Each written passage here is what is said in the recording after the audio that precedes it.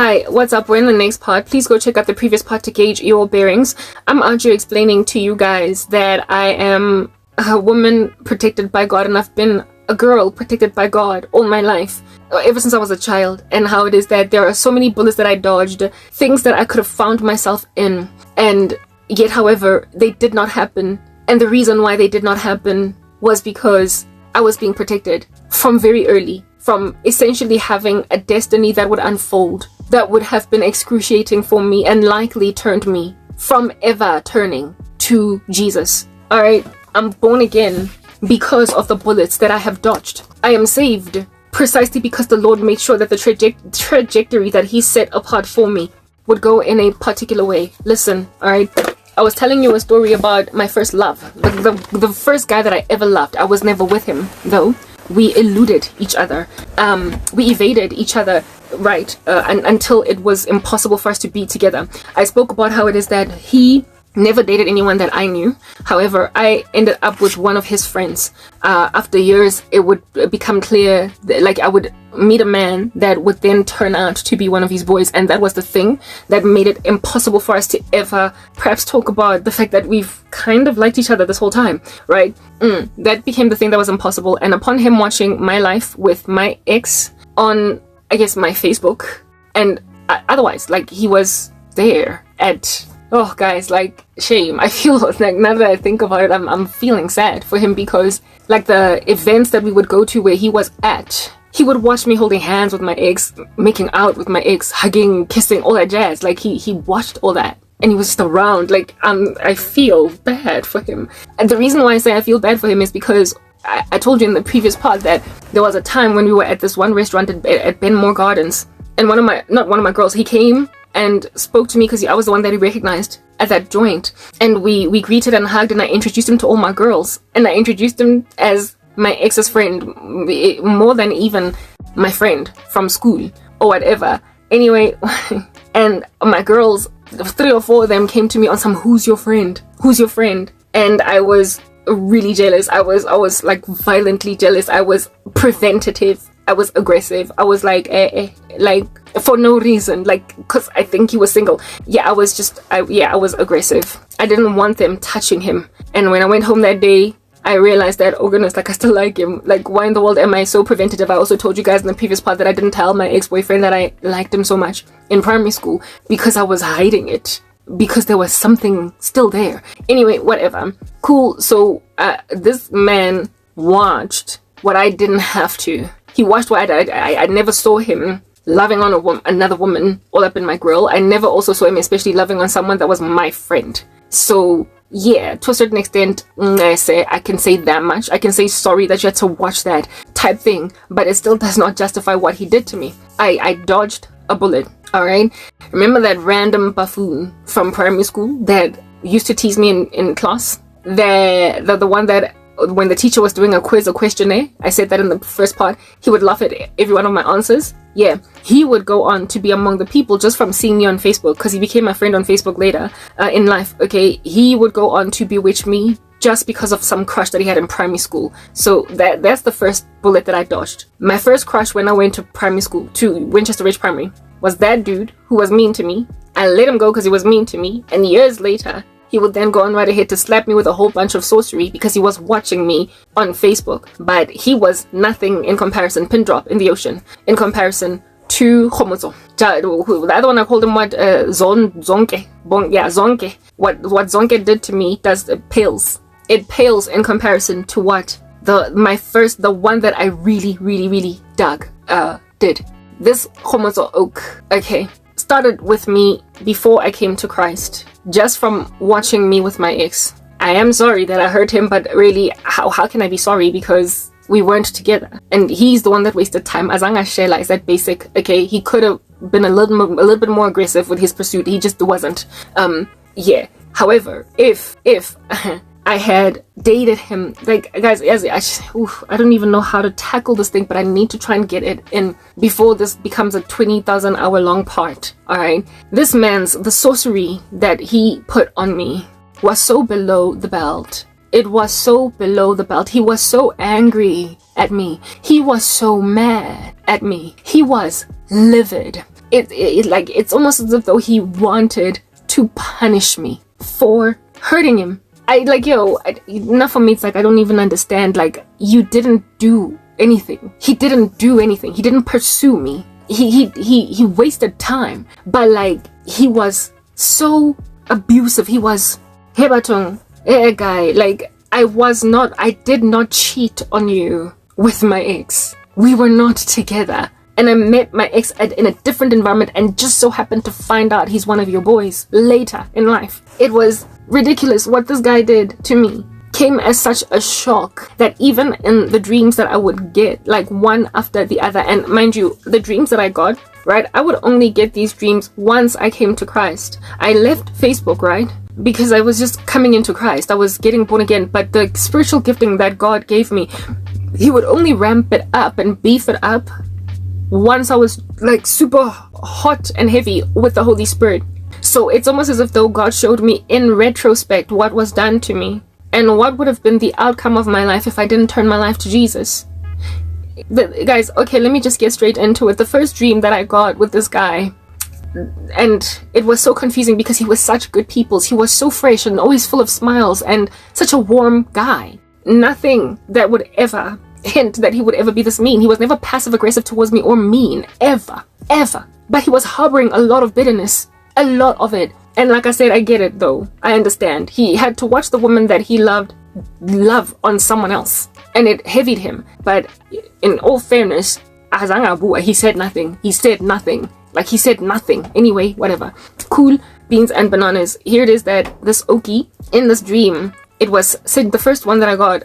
It was situated at my aunt's house, and my aunt's house is always just the seat or the root of a lot of sorcery that I see because she's been all up in my mother's grill. So whenever the Lord is trying to show me a great deal of regression, sometimes dreams just kind of fashion themselves at my aunt's house. I've had a lot of them at my aunt's house, right? But it was outside of my aunt's house, and it was like super pitch black dark outside. It was super pitch black dark outside, okay? And oh my goodness, guys, I was like in a sea of snakes. The road just outside of my aunt's house was just littered with snakes just on top of each other, and there was so much fear. I was so scared. I was so scared in my dream. And this guy, I see him and I'm like, Homozo, what are you doing? Homozo, what are you doing? And Homozo like is taking me, right? So the snakes on my aunt at my aunt's Sako, my aunt's, just outside of my aunt's house, the snakes were like, there was like a lot of them back there, okay? However, if I progressed ahead, forward, they would get fewer and fewer, and they would get thinner and thinner, smaller and smaller. The ones behind were anacondic, like they looked like anacondas and pythons, like they were big and they were black and they were crawling like on each other, like, yo, guys, it was terrible. And Ohomoto was like literally taking me and dragging me backward to where it is that the snakes get even more voluminous and more thick and more girthy and disgusting and on top of each other, endangering me essentially. And I'm screaming in my dream on some, Khomoto, what are you doing? Why are you doing this to me? Like, I'm confused in the dream. I'm like, why are you doing this to me? And there is a tug of war, like a battle between us, where it is that I am actively trying to run ahead, where the snakes get fewer and fewer so I can finally get out from the snake terrain. And he is trying, Khomoto, to push me to the Kokomaraho. And I am confused. I'm looking at him on some, why are you doing this to me? In my dream, I was confused. I was like, why are you doing this to me? And I'm crying and I'm crying and I'm crying. Eventually, after we wrestle long enough in my dream, he gives up. He lets me go because he was actively trying to push me backward. And then he walks ahead with somebody else. There was some dude that he was with when he did that. I don't know who the guy was. He was shrouded in darkness just like Khomozo, but he eventually let me go, right? And then once he let me go, I run then, of course, ahead to escape these snakes, but he was still just walking amidst them. Plus, when he was in the middle of the snakes trying to pull me back, he wasn't scared of them. It's almost as though they were a part of him, but I was the one that was fleeing from them. So when he was walking ahead, he wasn't even bothered to avoid the snakes or to jump or hop over them. He was just walking straight like nothing at all. Like, you know how in horror movies, the thing that scares you, you could be running and it's walking and it is still catching up with you. That's how he was in my dream. That the whole very ominous environment was not taxing him, but it was taxing me. And the dream ended with me basically running out and salvaging myself from out of these snakes. essentially God was showing me that if I did not get saved at the time that I got saved, this man would have drowned me. I dodged a bullet. The Lord was showing me that if I did not get born again at the opportune moment, if I did, because I remember I left Facebook suddenly, and then all of a sudden I was all interested in the things of God, and then my ex and I, we have this horrible breakup, and then next thing I'm feverish for Jesus. It was at that very pivotal time in my life. He was casting some pretty ominous spells on me, and it was all inspired by bitterness because of unrequited love, which could have been totally requited. But if it was requited, the Lord showed me what would have been our relationship. I dodged a bullet. I'm trying to help you understand. I dodged a bullet because of indiscretion, because of my friend who pounced on my man, claiming that it's her man. I dodged a bullet because of me not being ready to date. Largely, the biggest thing that helped me dodge that bullet was what happened on campus that fateful day at first year when we met. That's what made me dodge a bullet, because my friend, if she had not pounced on me growling, telling me he's mine, even though he never pursued her, he was never interested in her. He never even tried. He was always, if anything, he saw her more than he saw me on campus, and he had never tried to get with her at all. Yeah, he never pursued my friend, and yet I ended up with his. But it's not like I went out of my way. Like, I didn't even know they were friends. Anyway, whatever, you get my point. Alright? Anyway, this Okie, if that day my friend did not basically slap me, scratch my eyeballs out, telling me don't take my man, and I then backed off, if at all she hadn't done that, we probably would have ended up together. He would have probably been my boyfriend not throughout varsity. He would have dropped out. I would have stayed there. You get my point, right? But like, I like saying, there are times when I say that I wonder what would have happened if him and I had dated in varsity. I would have avoided so many other stupid relationships that I would enter into, where it is that I gathered for myself dumbos that put sorcery on me. Yeah. Like, I would have not met my ex. Ugh, goodness. I would not have been the guy. Like, I would not have been with my ex. I would not have ended up with some other dude that ended up like some gay dude that dated like some closet homosexual. Like, he was in denial, so was I. But I didn't even like him anyway. We broke up. I would not have dated, just a lot of things that I would have eradicated quite a lot.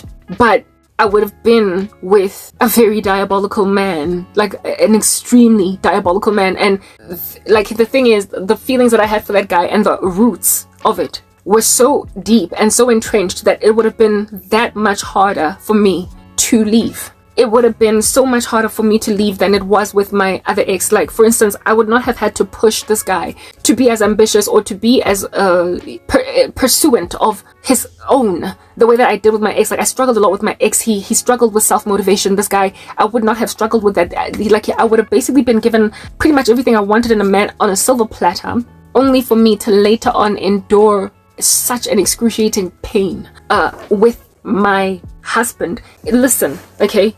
Listen to what God showed me about this guy and what would have happened between us, alright? So the sorcery, the bitter one, where he was pulling me back, that was the first one that I got. The second one, and these dreams, when I got them, I would wake up so confused because this guy was such a good guy. He was so sweet. He was good people's. I would have anticipated that he would ever do anything of this nature. So, I didn't understand. Like, I just said, yeah, I didn't get it. It would only take me finally suffering a lot of persecution to finally get what those dreams were implying. But by the time that I got what it is that they were telling me, I was afflicted by so many other witches that I was just like, whatever, the zombie apocalypse. I had already I got over pretty much everybody, alright, that I ever had any crush or feelings for. So whatever. But let me tell you the second dream. I was in a sexual relationship with this guy. I wasn't in a relationship with him. I was having sex with him in a hotel that looked really cheap. And after having my body, he just threw me to the side and did not love me. He used me as a one-night stand. And in my dream, after the deed, I looked at him and I was like, but why are you? I was hurting so badly in my dream. I was in so much pain. I was in love with him, just like I felt in all the way from primary school. Those strong feelings I had for him, they were in my dream. So I was basically here having sex with a man that I was very in love with. And he and I were doing it for the first time ever. And afterwards, he just tossed me like I was nothing, like I was a one-night stand. And after he did what he did with me in my dream, I was crying in my dream, and I was like, but why are you doing this to me? I was in so much pain. Yo, guys, like I woke up in the morning and the pain was still chilling on my throat. I was like, why are you doing this to me? Why are you being like this? Why are you treating me like a harlot? Why are you treating me like this? The confusion in my dream is the confusion I still have to this day, and it's the confusion that I woke up with. And when I woke up, I was like, Khomonzo, why am I dreaming about him like this? Remember, at this stage, I don't understand my dreams. I'm just getting them. Essentially what that dream was intending to do. The first one with the snakes, he was trying to regress me back to some grain of nothingness that I was not interested in going back into. With the snakes, right? This one was God showing me that this guy was so embittered by unrequited love, where I was concerned, that he wanted me going forward in the future to enter into relationships with guys that would only use me for sex and move on. Like, he proper went and cast a spell or spells on me to make sure that no man will ever take me seriously, that every guy is just gonna hit it and quit it. That's why I get it. If I had not gotten saved at the time that I got saved, this guy Natong Lematza, he was going to afflict my future. Do you understand? I was going to be reduced to just this harlot that keeps on sleeping with dudes that leave her afterwards. If at all I did not get celibate, if I did not get saved in Christ, and so therefore hold fast to chastity, I was going to, under this curse, meet men that I would think this is that I'm in love. And then it was one night stand. He knew by then that my ex and I had broken up because they're friends, right? Yeah, that's what's good. So he told himself that, seeing as she's broken up with my boy, she's not gonna be loved. Like, every guy that she gets with is just gonna use her body and move on. Only says, I think, guys, like, he did that to me. He did that to me. And when in my dream, however, it was him. It was not some new dude, it was him. And he was so mean-spirited, he could not care less. He just hit it and quit it. Would his witchcraft have worked? I don't know. All I know is that if I did not get saved at the time that I got saved, this guy Megazongi Lemaza, he was going to hurt my future. Do you understand? Yo, my romantic future in particular.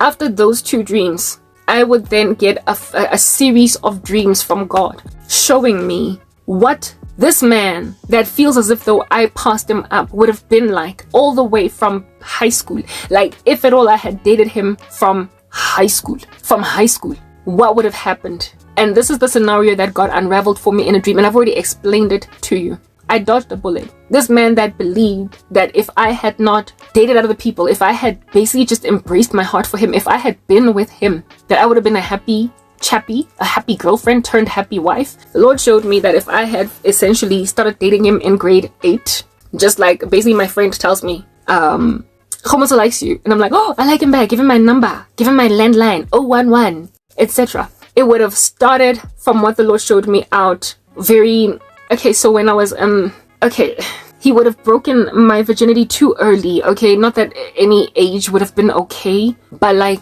I would have been too sexual for a kid. Like, there's a couple when I was in high school. There was this couple when we were in grade 8, right? And this girl was in we were in grade 9, sorry. And this girl was in grade 10, and this guy was in grade matric. He was in matric. We were in grade 8. This chick was in grade 9, and this dude was in grade 11. And they started dating when she was in grade 9, he was in grade 11, all the way up until he was now entering into matric, and they broke up in matric. This couple, these two, everybody would remember them. If at all you went to Sir John Adamson, in 1998. They were so inappropriate for a high school couple. It was ridiculous. It's like they were university kids. They spent all their time together, right? So every break, they were together. First break, second break, after school. They spent all their time together. They hung out with each other. He did not hang out with his boys. She did not hang out with her girls. She was always with her boyfriend. And the two of them would always be snogging away at break, all break long. Okay, yeah, and they would do this in front of us, you know? Like, everybody in the school would just see these two, like, just making out, like, in front of, like, the whole school. And it was like that for, like, 2 whole years. This public display of affection, we'd see it. And we would speculate as to whether or not they were having sex. This chick was in grade 9, so she was 15. and we would be like, yo, my goodness, this chick, she's like, what if she falls pregnant? You know, like, what if this, what if that? And then we'd speculate, no, maybe they're not having sex. Maybe they're just snogging all the time. And anyway, there was just this PDA couple that was just hard to watch every single day. They were just too adult for a high school in the 90s, in 1998. Yeah, I mean, these days I don't know what's going on in high schools. Like, kids are just ridiculous now, but back then that stuff was taboo. Yeah, it was just not, it was hard on the eye. That's what I'm getting at. And so we used to kind of judge them. That's what I'm getting at. The Lord used that couple. He used them in my dream to explain to me what we would have been like, me and that dude, if at all I had accommodated him in grade 8. The Lord showed me that it would start out very feverish, like high school, like young love, and it would be very extremely passionate and very adult. It would have started out extremely adult. We were gonna make out all the time and all that jazz. And oh, mind you, that same dude, as the story messy, in matric, him and this girl broke up, and he came for me. Like, he pursued me. Yeah, guys, it's a long story. Anyway, when he was busy pursuing me, because I had seen him for like 2 whole years, snogging with this other girl, and remember, like, I am now, I'm not ready to have sex, okay? And this dude is out here obviously having sex with his girlfriend, because like all those PDAs, and he's pursuing me. So I'm thinking, you're gonna make me an adult, and I don't want to be one. But he's pursuing me like heavy, and among his motivations to be with me was, she's cheating on me with an older guy. It's like some man, he even has a car. And I was just like, oh my goodness, like, I didn't want to hear that about that girl. Like, I didn't want to know that she's busy sleeping with a man with a car. I mean, when you're in high school, that's big.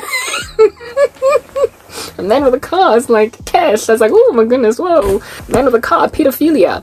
That's what's going on. Anyway, so he claimed that she was cheating on him with a man while he was just a boy in school. So I should be with him because he deserves to be with a girl that is happy to be just a girl. But I'm like, you were treating her like a man. You were not treating her like a girl, like a boy. You were treating her like a man. And so you're gonna make me a woman too. And I'm still a girl, and I want to stay a girl. Anyway, that whole scenario, that situation with that boy, with my first love, the Lord showed me that my relationship was gonna be like that. That my relationship was gonna be like the one of those two. That guy was not in my school, however, so there would have been the element of distance in that I would have only seen him probably like on weekends, like after school and stuff like that. But he told me that the relationship would have been very tight. We would have been close, very, very close. And he would have been my first, in terms like he would have taken my virginity, and he would have taken it much too early. I would not have been able to resist waiting until a certain time. However, the relationship would sour somewhere along the way, and he would take me for granted. So from what I saw in the one dream, we were like that couple in my school, right? And then the same dream graduated over to this clubbing scene, like nightlife scene, where it is that now we're out of high school, we are young adults each, and in this dream I was in just so much pain. Partying with my boyfriend, I was in pain because he was irresponsible with my heart. He was all over the show. He was cheating on me, and I would catch him in this situation with basically, God showed me it would have been toxic. Like, I would catch him cheating on me and get back together with him anyway. That soul tie would have been so heavy, so deep, because the passion was strong, the feelings were strong. We fell in love as just children in primary school. It would have been hard to get out. It would have been essentially messing with fire when you're still too young to understand it, and it would have messed me up. It would have messed me up, and it would have made me stay with a guy that would have taken me for granted somewhere along the way, even though the relationship would have started out very passionate, taken my virginity very early. After matric, he would have been absolutely derelict towards me. Derelict, from what I saw in my dreams, to a point where I would catch him with other girls in the act, because he would have gotten bored of me. Bored. Like, just because of the fact that he would have been with one girl from so young, in the same grade, growing up together. He would have gotten tired of being with me sexually and felt like he needed to go and explore and experiment. And the thing that would have made him go crazy would have been varsity, like out of high school. It would have made him go crazy. It would have made him suddenly look at me like wabora, Karabo. Look at all this meat that's around me. Remember, he was a very good-looking guy, tall, handsome, everything. So women would have flooded to him. I told you guys about my friends that were all up in his grill at that not design quarters, but that restaurant in Benmore, at Benmore Gardens. Yeah, type establishment thing. How it is that 4 of my girls were like, whoa, what's going on there? He would have gotten that attention at varsity, underestimated me, therefore, and hurt me perpetually. And I would have caught him, busted him in the act, physically laying with other women, and left him. And he would have then come back, and I would have struggled to tell him, get out. No, we're not getting back together. Basically, you know those toxic relationships of high school sweethearts, where it is that as they get older, it just gets really messy. It's just ugly. Yeah. And even though you want to leave, he's the only one you know. He's the only one you've ever been with. He's your first. He's that whole thing. It would have been like that. I would have been made like a pendulum, just swinging left to right, up and down, with a guy that is taking me for granted. But then it would calm down. It would then calm down from what the Lord showed me, where it is that he would have had his wild days, and then after wreaking havoc in my heart, constantly getting me back after I leave him, the whole thing would calm down once we were working in like corporate South Africa, basically, you know, out of varsity, out of that crazy fast life. And because of it coming down and us having all we knew, we would have been all that we knew from primary. I would have been the ride or die type establishment thing. Essentially, all the benefits and the perks of what my ex got, he would have gotten them, except for a lot longer, since primary type thing. He would have been the one to introduce me to them, instead of him being like, oh, this is my boy Homos, and I'm like, oh no, I know him from primary type thing. I would have therefore inevitably also, you know, crossed paths with my ex, but without us dating, due to us being together, due to me and that guy rather being together. So I would have been known as his matey, and the years that would progress would then calm him down, simmer him down from all of his insanity, and basically being swung to and from like a chandelier, like Sia, in infidelity. And in then calming down, he would then propose marriage to me. One of the dreams that I got, God was showing me his family, like how it is that, hey guys, like a scenario. He showed me scenarios of what would have happened to us, that his family would have loved me, right? And that there would have been literally like interventions staged for him to treat me better because of stunts that he was pulling by his family, because of the fact that he would have acted in so a horrible way that it would have basically cost him me. And because of the way that his family would have loved me, they would have then literally staged interventions for him to treat Karabo better, or the woman is going to leave, for crying out loud. And this would be before we even get married. Like things, yeah, that's what that, guys, the Lord umpontite this scenario. So I'm trying to help you understand Uti. I dodged the bullet, and secondly, this guy, still to this day, unale mindset, I would have married you. And I'm like, yeah, I know, because the Lord showed me that he would have treated me like trash after high school. He would have broken my virginity much too young, first and foremost. Soul tie would have been created from early. I would have known him since primary school.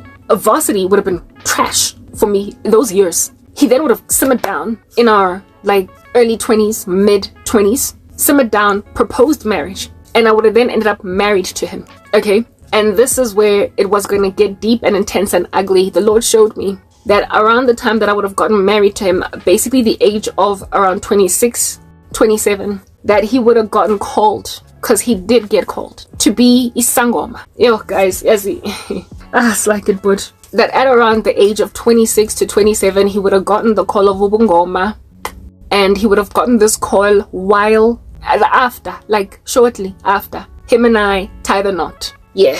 So essentially around the age of 26, 27 would have been when he would have decided that I'm gonna marry her. Alright, yo guys, batong lifing in that dream. First of all, I saw him just menace, Dennis, yo guys, so yo dudes, like, first of all, he in my dream he got wealthy, he made a lot of money. I was also materially okay, but not wealthy. He's the one that somehow happened into a whole chunk of money. So in my dream, I was chilling in front of Karabo in my grandmother's house. Again, when I see my grandmother, it's witchcraft and all that jazz. It looked old, right? It looked old. Mara, Guys, it was Gucci, Prada, like Christian Louboutin shoes, the handbag, my banta, like just a whole bunch of wrapped clothing that I hadn't opened, that this man had just thrown at me. And I didn't open them because I was so depressed. I was so miserable in the marriage with him, and the way that he was apologizing to me was just by buying me new stuff, and I would just pack it without opening it. Just pack it without opening it because he was barely home.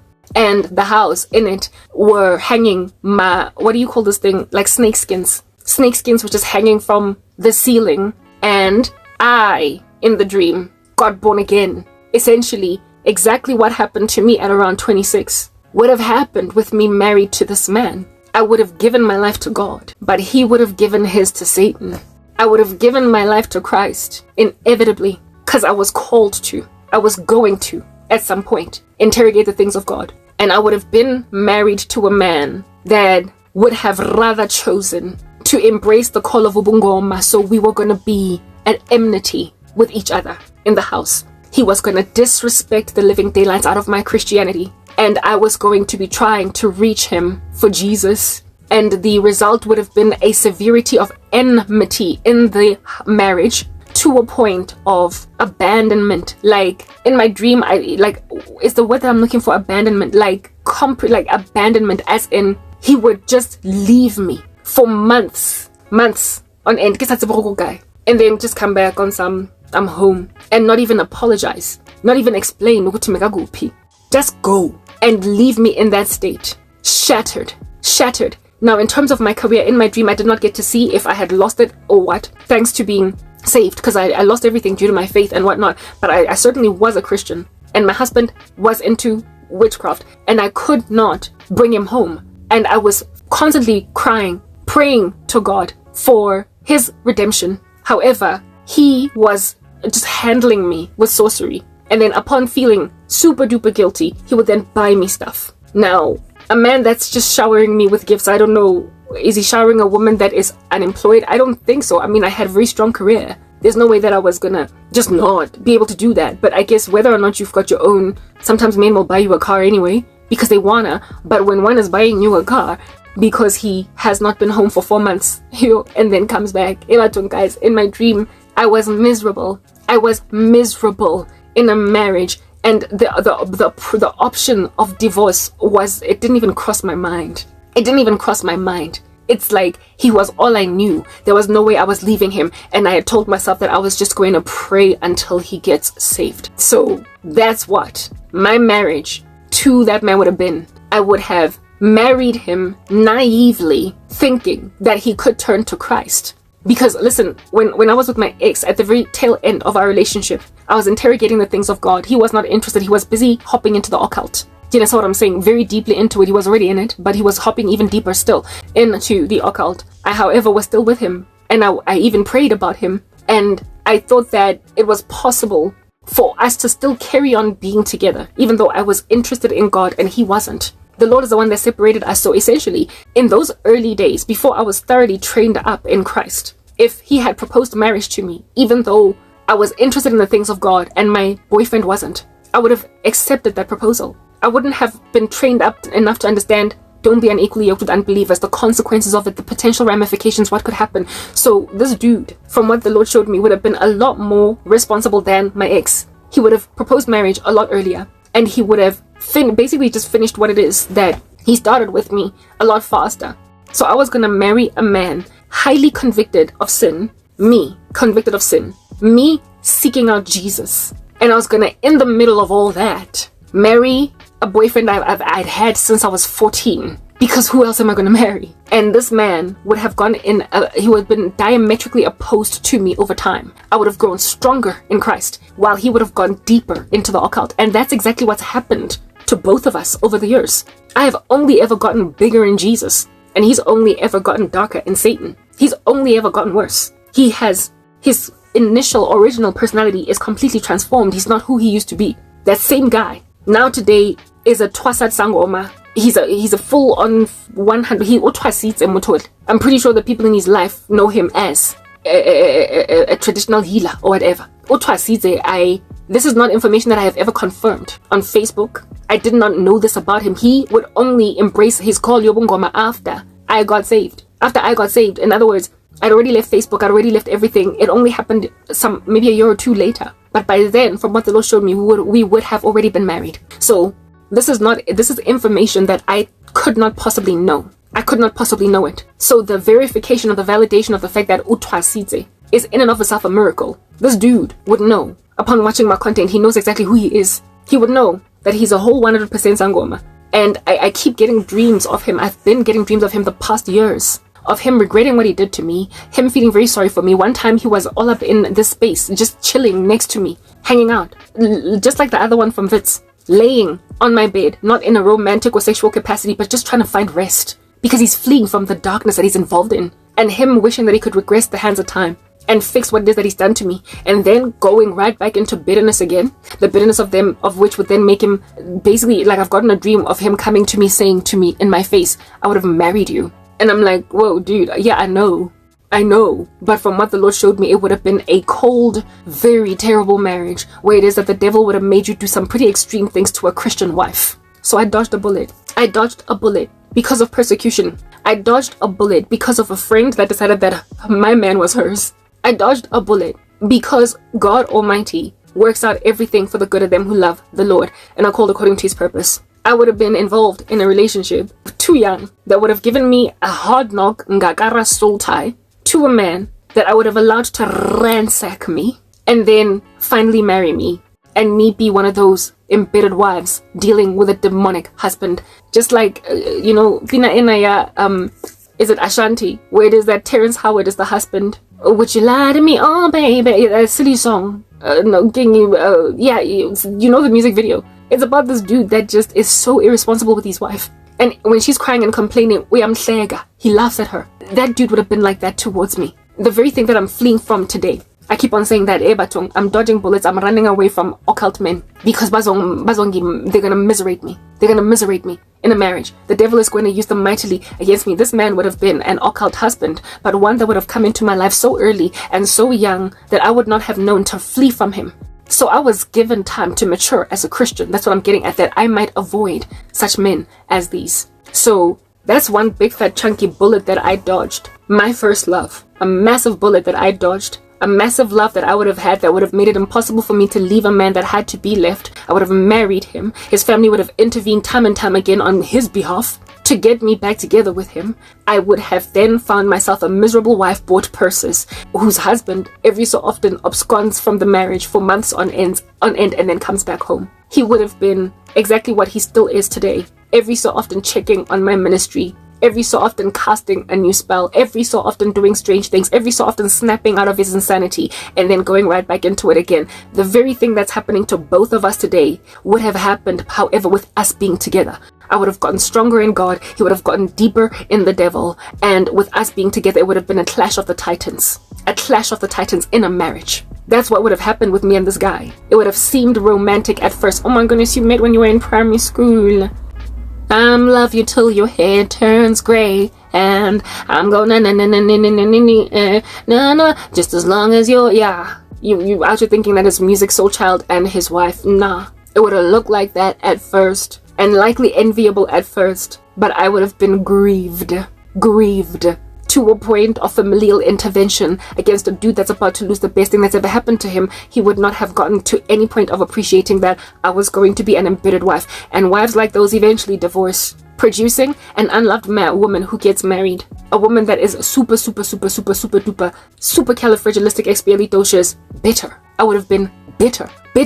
So my ex, the relationship that I was in with my ex for 5 years, from what the Lord showed me, all the nonsense I endured there pales in comparison to what I would have endured with that Okie from varsity at any given time. Not varsity, primary school. At any given time, if I had accommodated him, I was going to inevitably end up married to a man that would twasa in the marriage, disregard my Christianity, and be at war with me in the marriage. I was inevitably going to love Jesus. So I dodged bullets. That was just one big fat story because it's the key and the primary one of today. But comprehend, there have been many other bullets I have dodged because of persecution. Some dude in university, some tall, handsome dude at varsity that I used to have a big fat chunky crush on. Yeah, that liked me back. That's what's good. However, did not pursue me.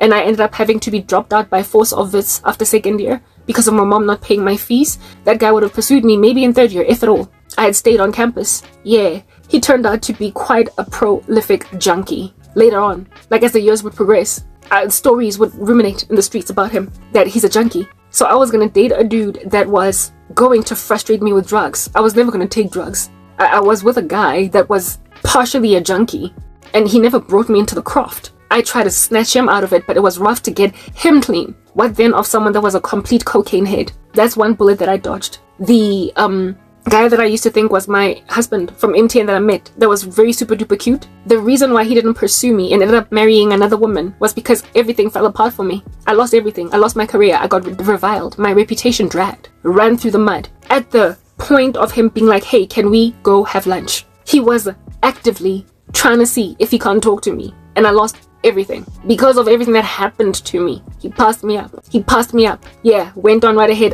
like a couple of months later to marry some other chick that he met after me. Esontweni. That's what's good. I was bereft. I was broken. I tried to basically tell him I am the one, whether or not I'm losing everything. I'm suffering for Jesus. Like, don't let me go. He let me go. Turns out that he was one of those mixers out here always in the church, but super involved in sorcery. And he is not so much a twasified sangoma, but he is a member of a cult. Like, he belongs to a coven, like a secret society. So I mean, what was I going to do with that? I was always going to be feverish for Jesus, but I was going to end, if I had not lost my job, if I had not been impoverished, that's what I'm getting at. If I did not lose my reputation with people reviling me and kicking me to the curb, I would have married a man that claims to be Christian, that however belongs to a secret society. I would have married a devil worshipper. Because at the time that I would have married these people, you need to understand, I would have, not have the level of strength in Christ that I presently have. I had to have conviction of what to avoid, endure rubbish under certain kinds of men for a certain season, for me to know what to reject, and for me to hold fast despite time progressing, despite my biological clock ticking.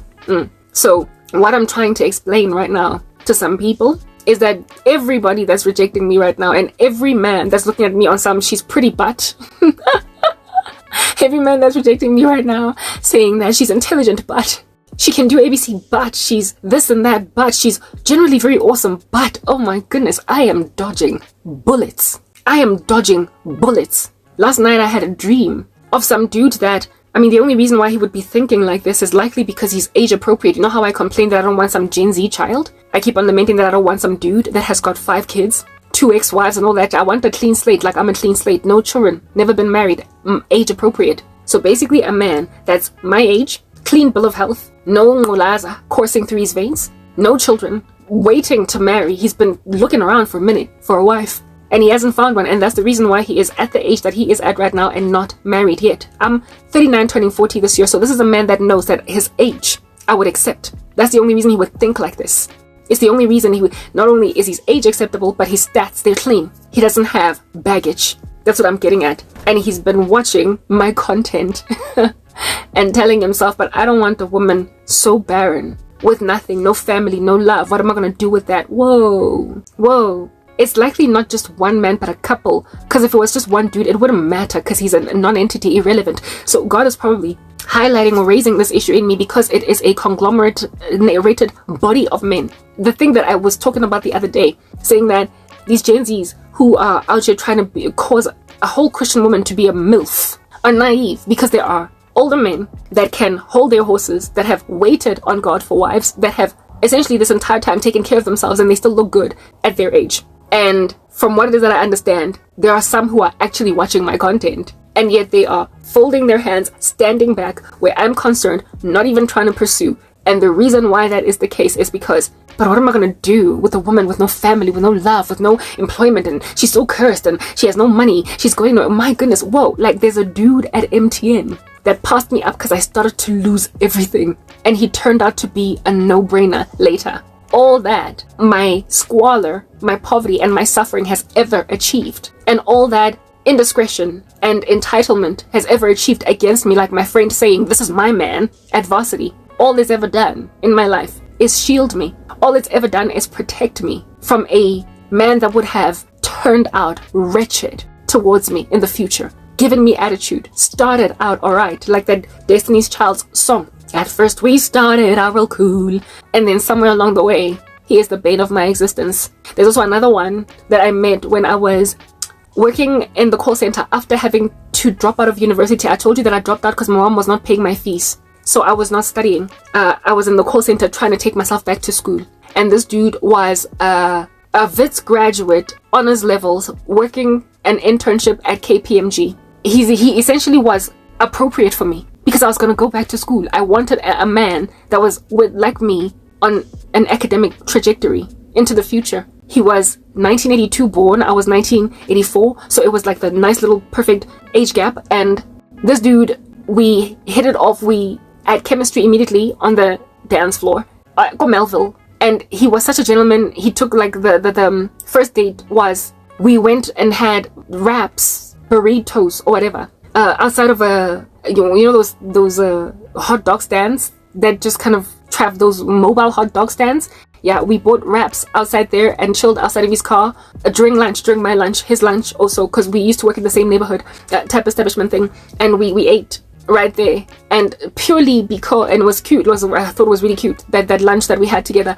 Anyway, it was the first time I was ever taken at that age on such a cute date by a guy. Yeah, and this Okie made a decision that because I was just some girl working in a call center and not in his league, because I was not an academic equivalent to him, he made a decision that he just wants to hit that. He started out liking me, trying to take me seriously. He actually did like me. He took me on a pretty decent first date, but somewhere along the way he got super shallow, and I don't know who got to him, but he made a decision to treat me like I was a whore. One night, he picked me up, and I thought we were gonna go out for dinner. Instead, he takes me to his apartment, and then he tries to kiss me, and I'm like, I'm not ready to kiss. I don't want to make out. And he was like, then, I guess there's no point for you to be here. He proper said that to me. And I was like, how do you go from a dude that takes me out on such a sweet date during work to a dude that's actually telling me to go home because I won't even kiss you? Thankfully, he was gentleman enough to drop me off at home. He didn't just leave me stranded. But that was the last time I ever saw him, and later on, I would go on to see this guy, I don't know how many times in Melville with how many different girls, and the whole time he would be like, no, they're my cousin, they're my sister, and I'm like, you don't owe me an excuse, we're not together. We're not together. He passed me up, treated me like trash because I was no one to him. I was not appropriate to be with a guy that's doing an internship at KPMG. That's what it is that he treated me like. Yeah, and it turned out that he was just gonna be a mess of a boyfriend anyway. He was going to be a mess of a boyfriend anyway. He's going to hurt me. He was going to cheat. He was going to be a mess of a boyfriend because he was arrogant. He was starting to make some good money. He was newly graduated out of university. And so he was starting to earn some pretty decent money. And for a pretty young guy, at the time I was like only 21. So he was like 23. He was only like 23. I told you he was born 1982. Yeah. This guy, the way that he treated me, I was just like, whoa, okay, dude, it's alright. Like, proper. If you're gonna underestimate me because I'm not in school and you're a graduate, not even taking time to listen to my story to hear where I'm coming from, and the fact that I'm going back to school, frankly, like, papa, like, I don't want anything to do with you. You're fair weather. If you had found me Kiloko Varsity, go Wits, either in school or a graduate just like you would have probably taken me a little bit more seriously, made me imedi, but like, that's all I was gonna be, in the midst of all of that chaos. So when a man rejects you, women, listen to me. Because of your current socioeconomic situation, if you don't fit his statistics, if your clout is not quite adding, it's not giving, if at all, he feels as if though you could be in a different position. I wish you had this kind of job. I wish you had this kind of salary. Men are just not the same as they used to be in the past. Like, they just were so happy to love a woman insofar as they loved her. Now it's like, what do you have to bring to the table that's going to give me clout as a man? When a man is trying to gauge you based on what you can bring to his clout, run far, scared, run, because he is shallow, and is going to present you to people as a trophy. I used to make for a really great trophy somewhere along the way in my life, and the Lord made me lose everything, because the shiny thing that I was would have gotten me married to a dude that belongs to a secret society. It would have made me a miserable wife. It would have made me a Christian in a marriage to a diabolical man that would have married me because she's a program manager at MTN and she's got 2 degrees from Wits University, and I took out like this much for Lobola for her, and like she got interviewed at Radio 702 the other day for her line of work. That's my girl, that's my wife, look at her go. That would have been what this man was presenting to his boys. This is what my woman does, but I would have been a miserable wife.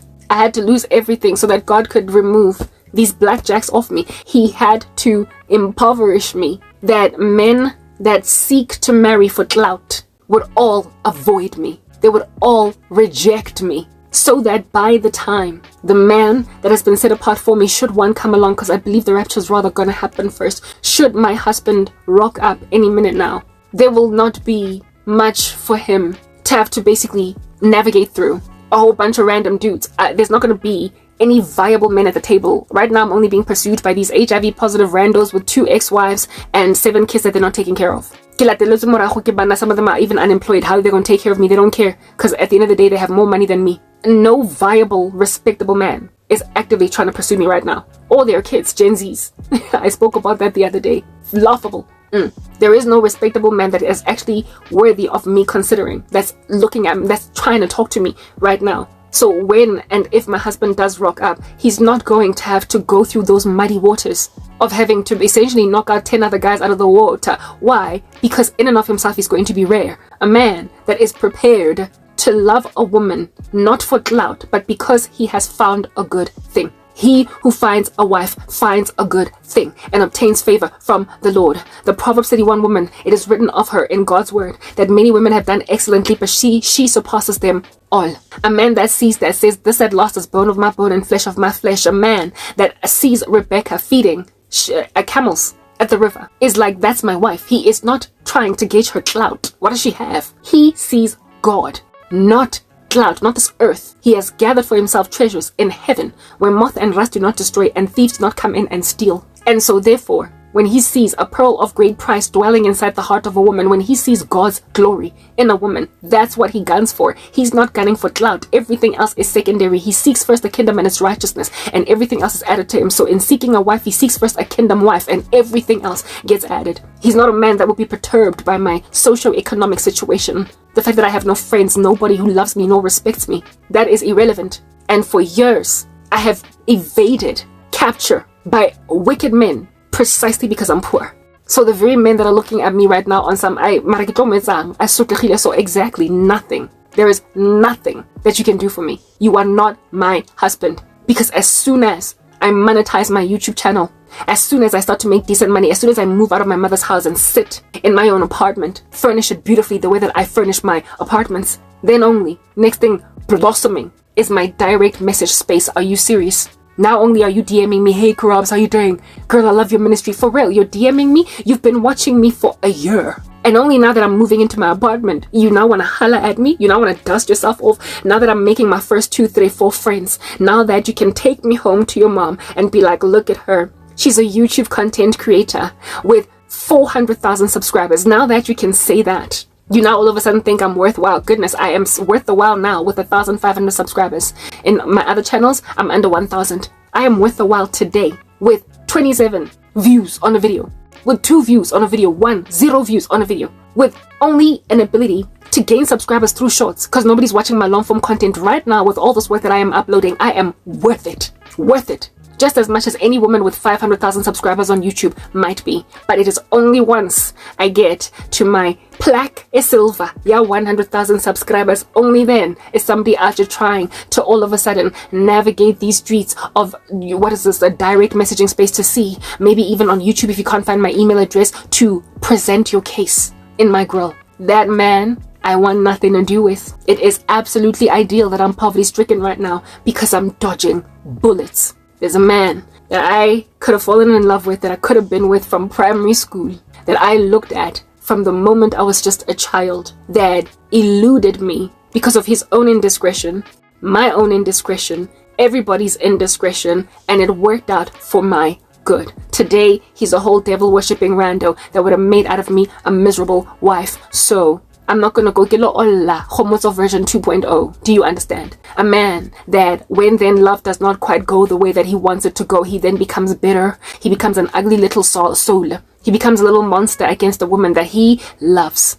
I'm not about to have some bugger have a massive crush on me, but then to like scratch his head on some ish, but she's too what? Langtella ka fela hale kompan. Is that basic? Like any man looking at me on some she's beautiful, but if only she wasn't poor. You seriously think that you are in a position to pursue me successfully with that kind of a mindset? I apologize. I'm too protected by Jesus Christ. I am too hedged in on all sides by God to be taken by a man so futile as that in the way that he thinks. It's literally that basic. It's arrogant, it's pompous, it's a delusion of grandeur to think that I'm just waiting for these appropriate men to holla at me. But guys, please don't look at my poverty. Please just really, I could actually be really great if only, just wait for me to get to 5,000 subscribers. Then you'll see just how valuable I'll be for you to take home to mama. You seriously thinking that I'm begging like that? For really? Clout chasing men have no business being in the life of a Christian woman. The Lord takes the weak things of the world to shame the strong, and the foolish things of the world to shame the wise. So my lack of clout is my bubble of protection, and it will continue to protect me all the way up until the right man says, this at last is bone of my bone, flesh of my flesh, inspired by nothing but my godliness, nothing but the pearl of great price that dwells in me, nothing but the godliness that I'm latching onto, nothing but my valor in persecution, nothing but the fact that I surpass them all only because only because I'm in Christ. I fear the Lord. For a woman who fears the Lord is to be praised.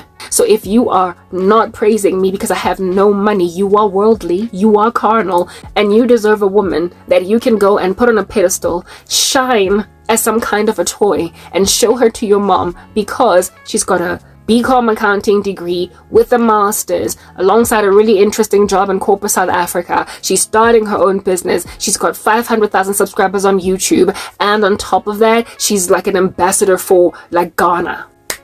Go and get your Ghanaian ambassador proper go.